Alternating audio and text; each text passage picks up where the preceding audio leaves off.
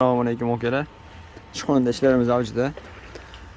Bugun bir narx-navo kommentariyada yozishgan ekan, aytib o'ting deb. Shular bilan tanishtirmoqchiman. Xo'p, traktordan boshlaydigan bo'lsak, traktorimizning o'zini narxi $5000. Benzin motorligi.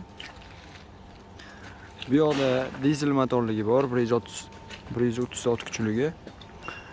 Bunisi $7000. Traktorning o'zini narxi.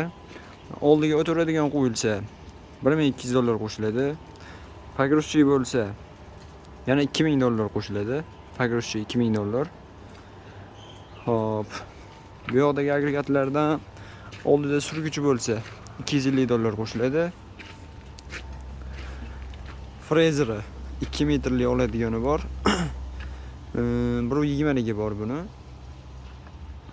Frezeri $700 dan $1200 gacha. Aynan shunisi $1200 ligi. Chizilimiz $250 dan $800 gacha boshlanadi. Qo'shimcha agregatlarga bog'liq narxlari. Hop, plugimiz 4 korpusligi.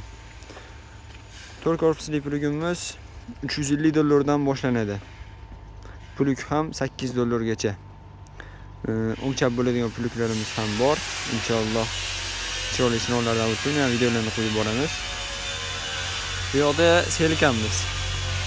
Makka, nohot, loviya, shunga o'xshash don mahsulotlarini ekadi.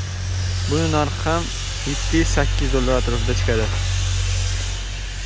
Kimga shunaqa xizmatlar kerak bo'lsa, ishxonamizda ishlar avjida, hali to'xtaganimiz yo'q. Narx-navo hozircha shu holatda. Hammasidan inshaalloh sunnatiga o'tib beramiz oz-moz. Bu yoqda esa remontga kelgan traktorlar ham ancha qo'shib qoldi. Qayta hayotga qaytarib inshaalloh. Albatta, Allohning izni bilan. Servis xizmati bo'yicha ham Hilol brendga murojaat qilaverasizlar. Yoqqan bo'lsa, bittadan like, komment bildirib ketasizlar. Sizlarni qo'llab-quvvatlashinglar, poddeshkanimiz uchun muhim.